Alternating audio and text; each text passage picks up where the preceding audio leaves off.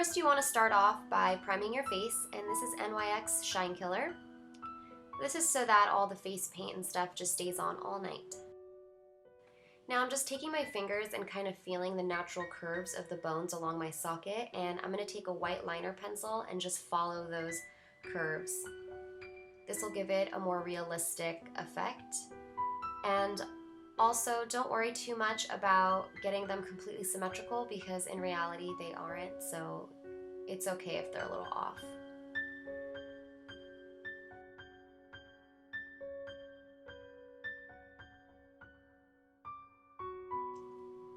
Now, I made a mixture of MAC Studio Fluid and NC15, which is way lighter than my skin tone, and the white from the Makeup Forever Flash palette. And I mixed that together and I'm applying it on my face with a damp beauty sponge. And the reason I'm doing this is because I feel like foundation will stick to the skin better, and also because I don't want to be completely stark white. Make sure you really work it into your skin. And here I'm just setting everything with Makeup Forever's loose powder. Take a black liner and really define the eye sockets, and this will just make it easier for when we fill in with black paint. I prefer a liner that's more creamy because then if you mess up, you can smudge it and you can blend it a lot easier. So I wouldn't recommend a waterproof liner for this.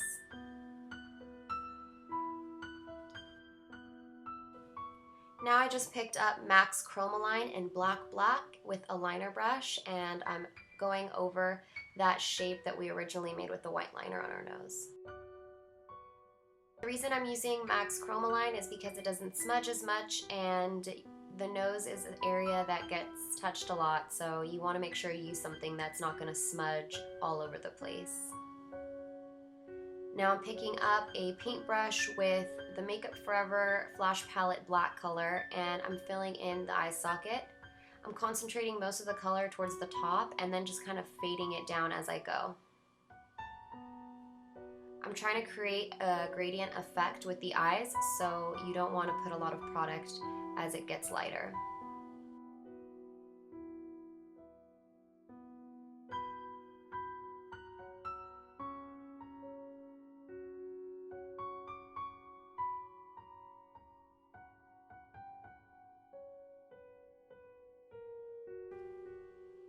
Now I'm going to take a fluffy brush and blend those edges out.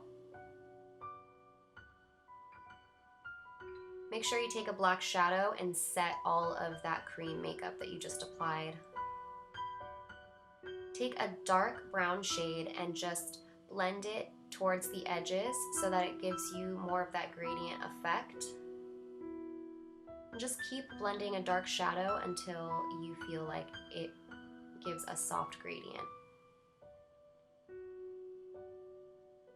Take a huge fluffy brush and blend all of that together.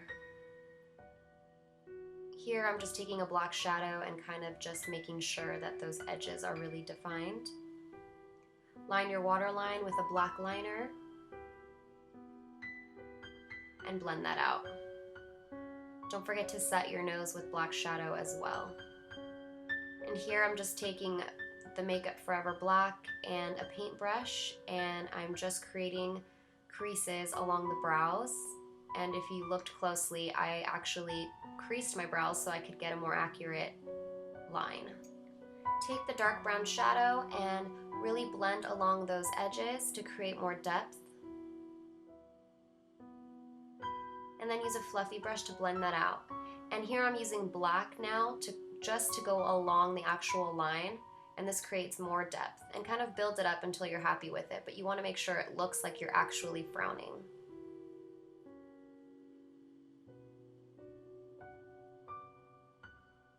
Going back in with the white liner again and mapping out the rest of the hollows on my face.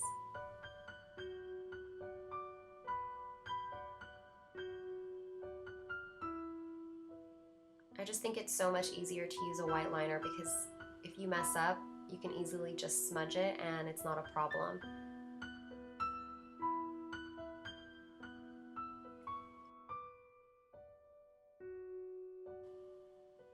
Now go in with the black paint and fill in all of those hollows that you just created.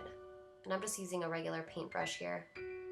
I actually picked up the chromaline to do this because it is along the hairline, and if you are going to be out somewhere where it's hot, you don't want to sweat off your makeup, so I actually use that instead on this area.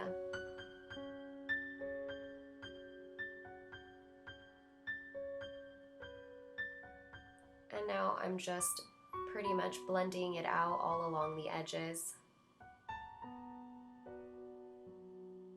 And this is gonna look messy for a bit, but once you clean everything up and really blend it out, it's gonna come together.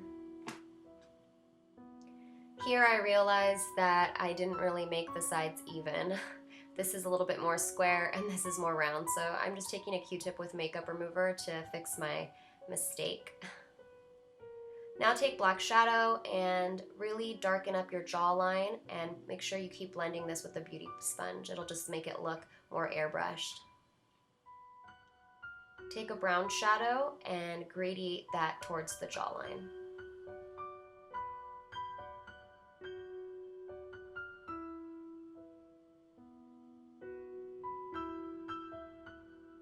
Also take that brown shadow through the inner corners of your brows and all along your hairline, and basically use it as if you're contouring normally, because skulls aren't stark white, they actually have a lot of depth, so we want to create that depth with this brown shadow and just make it look a little bit more natural and real. Now, the reason I didn't use stark white in the beginning was because I wanted to later use just white to highlight all of the areas that actually come forward in a skull. So here I'm just using the white from the Makeup Forever Flash palette and really making those parts of my face pop.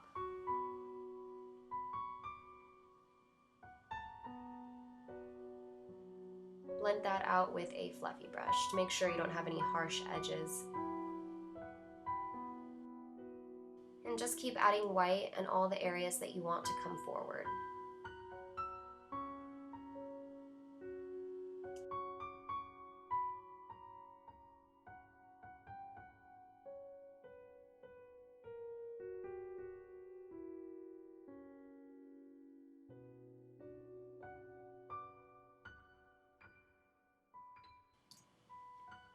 Now I'm taking the turquoise color from the Makeup Forever Flash palette on the beauty sponge, and I'm just pressing that into the lips and all around the lip area. Now, if you do not have this palette, it's totally fine. You could use a shadow for this, and you can use any shadow that you want. I'm using this because my lips are super chapped at the moment, and I felt like powder might make them look even worse. Now I'm taking the black from the palette and a art brush, and I'm just creating the teeth.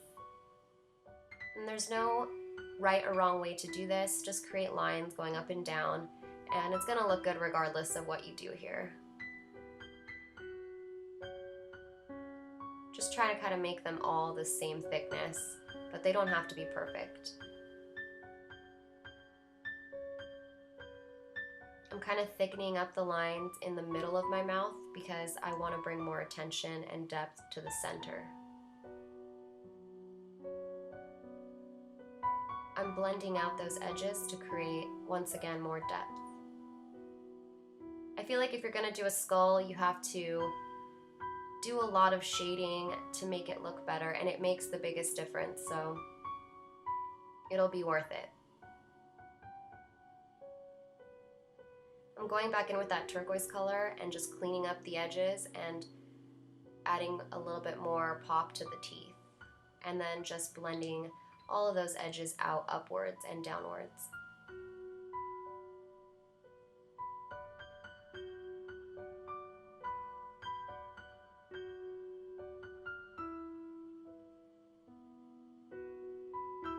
Pop on some lashes. These are House of Lashes Noir Fairy.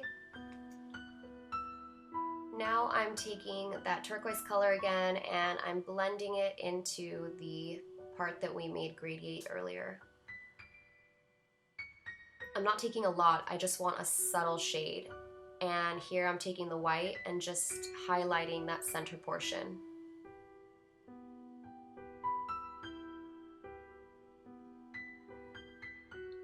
Here I'm placing some rhinestones that I bought from Michael's craft store and pearls. These were really inexpensive. I got a huge box of rhinestones for $3, all different sizes, and the pearls were really inexpensive as well too. I think they were around $3, but I'm sticking them on with tweezers and eyelash glue. And these are representing the petals around my eyes. I just feel like it's a lot easier to use rhinestones instead of drawing all the petals. Here I'm also taking a jewel from a craft store and I applied eyelash glue, let it get tacky, and then placed it on my forehead. This step is of course optional, but I decided to throw it in anyways. I'm just taking the white from the palette and using a craft brush and creating the bones along my neck.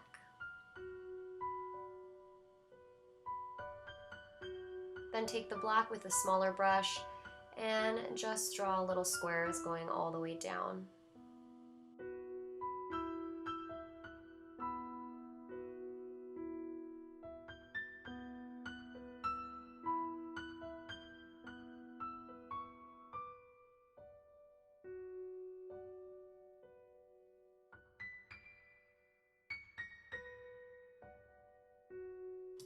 Take a larger brush and the black paint and just fill in all of that area and up towards your jawline too.